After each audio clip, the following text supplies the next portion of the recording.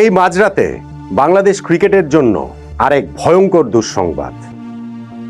ICC president জয় শাহর সঙ্গে ভারতীয় ক্রিকেট বোর্ডের আজকে একটা মিটিং হয়েছে না, এবং সেই মিটিংয়ের যে আউটকাম ক্রিকেট বিষয়ক খুবই রেপুটেড ওয়েবসাইট ক্রিকবাজ ছাপিয়েছে। যেই ক্রিকবাজ প্রথম নিউজটা করেছিল যে বাংলাদেশের খেলাগুলো ভারত থেকে শ্রীলঙ্কায় সরিয়ে নিতে আইসিসির আপত্তি নেই, সেই ক্রিকবাজ আজকে মিটিংয়ের আউটকাম জানাচ্ছে যা, তাতে আমাদের জন্য আসার কিছু নেই। তাতে বাংলাদেশের টি-20 বিশ্বকাপ খেলার সম্ভাবনাটা বরং আরও কমে যাচ্ছে। আপনি এটাকে নানানভাবে ব্যাখ্যা করতে পারেন। বাংলাদেশের দাবির যৌক্তিকতা যে কত প্রবল সেভাবে আপনি চাইলে ব্যাখ্যা করতে পারেন, কিন্তু বটম লাইনটা কি? বটম লাইন হচ্ছে ভারত থেকে বাংলাদেশের ম্যাচের বিশ্বকাপ ভেন্যুগুলো শ্রীলঙ্কায় সরিয়ে নিচ্ছে না আইসিসি। ক্রিকবাজের রিপোর্ট সেইটাই বলছে। আর যদি ভেন্যু পরিবর্তন তারা করবে, কিন্তু ভেন্যু পরিবর্তন করে যদি দেশ পরিবর্তন না করে, ভারত থেকে যদি শ্রীলঙ্কায় খেলা না নিয়ে যায়, তাহলে তো বাংলাদেশ টি-20 বিশ্বকাপ খেলবে না। বাংলাদেশের ওই অবস্থান পরিবর্তন হওয়ার তো কোনো চান্স নেই।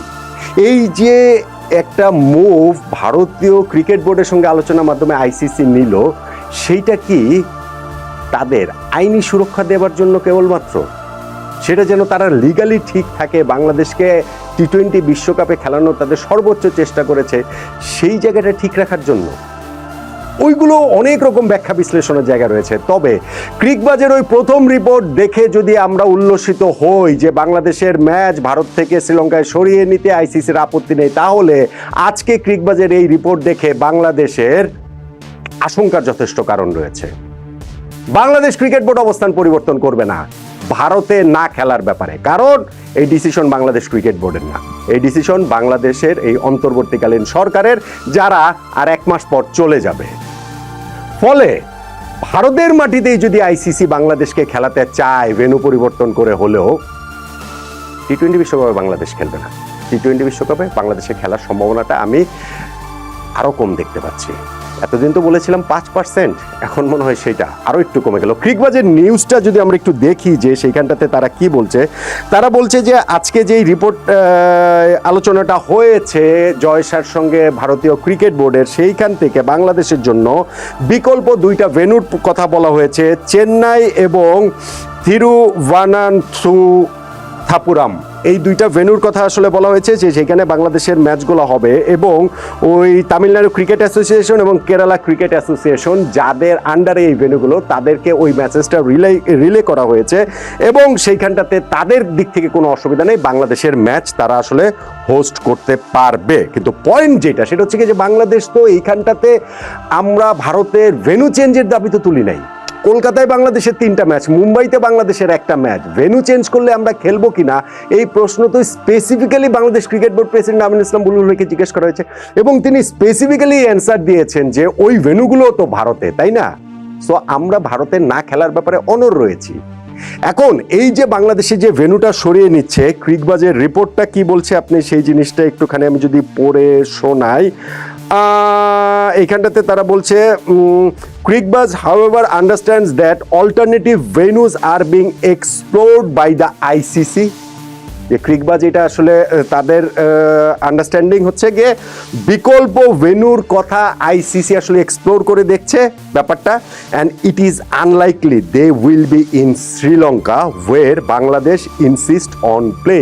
এবং সেই বিকল্প ভেন্যুটা শ্রীলঙ্কা হওয়াটা হচ্ছে গিয়ে আনলাইকলি, যেখানে বাংলাদেশ খেলতে চাইছে। শুধু এই জায়গাটাতে না, রিপোর্টের শেষ দিকে এসেও কিন্তু ক্রিকবাজ এইটা আবার রিপোর্ট করেছে, মানে তারা এটা লিখেছে, এবং তারা লিখছে যে the chances of the ICC accommodating the BCB's request to shift its fixture to Sri Lanka, মানে এই চান্সটা বিসিবির যে অনুরোধ আইসিসির কাছে তাদের ফিক্সচারগুলো শ্রীলঙ্কায় শিফট করার ব্যাপারে, উড অ্যাপিয়ার স্লিম। এই চান্সটা আসলে স্লিম, অনেক ক্ষীণ দেখাচ্ছে। অ্যাপিয়ার মানে হচ্ছে খুব ক্ষীণ দেখাচ্ছে। Given the logistical challenges of relocating matches so close to the February 7 start of the marquee tournament, অর্থাৎ হচ্ছে কি এই টুর্নামেন্টের আগে এত কম সময় এই লজিস্টিক্যাল দিক চিন্তা করে যে বাংলাদেশ ক্রিকেট বোর্ডের যে রিকোয়েস্টটা শ্রীলঙ্কায় ম্যাচগুলো অ্যালোকেট করার সেইটার আসলে চান্সটা স্লিম দেখাচ্ছে। দুইবার কিন্তু তারা এই জিনিসটা তাদের এই রিপোর্টের মধ্যে উল্লেখ করেছে এবং বিকল্প দুইটা ভেন্যুর কথাও এই জায়গাটাতে তারা বলেছে যে ওই দুইটা বিকল্প ভেন্যুতে বাংলাদেশের ম্যাচগুলো আয়োজিত হতে পারে। আমি যেটা বলছিলাম আইসিসির পক্ষ থেকে এইটা একটা মুভ হতে পারে এই রকম যে বাংলাদেশের ওই সিকিউরিটি এনশিওর করার জন্য ইভেন আমরা ভেন্যু চেঞ্জ করে দিচ্ছি, যদিও বাংলাদেশের দিক থেকে ভেন্যু চেঞ্জের কোনো রিকোয়েস্ট ভারতের মাটিতে রয়েছে বলে আমার কাছে মনে হয় না, এবং আমি যতটুকু জানি ওরকম কোনো রিকোয়েস্ট নাই, কিন্তু তারপরেও তারা সেটা করছে এবং ওইখানটাতে ডেফিনেটলি তারা বাংলাদেশকে রাষ্ট্রীয় পর্যায়ের সিকিউরিটি তো অবশ্যই দেবে।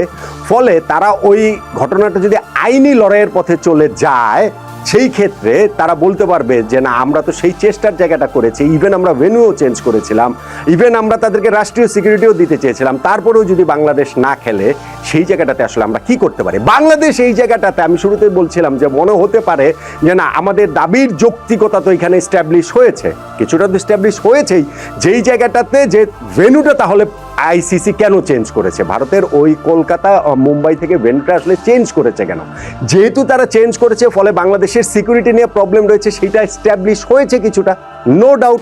কিন্তু একই সঙ্গে আইসিসির মুভটা কি এর চেয়ে অনেক বেশি ওই দিকে কিনা যে আমরা ভেন্যু চেঞ্জ করে পর্যন্ত বাংলাদেশকে এই টি-20 বিশ্বকাপ খেলাতে চেয়েছি, অথচ তারা আসলে আসেনি।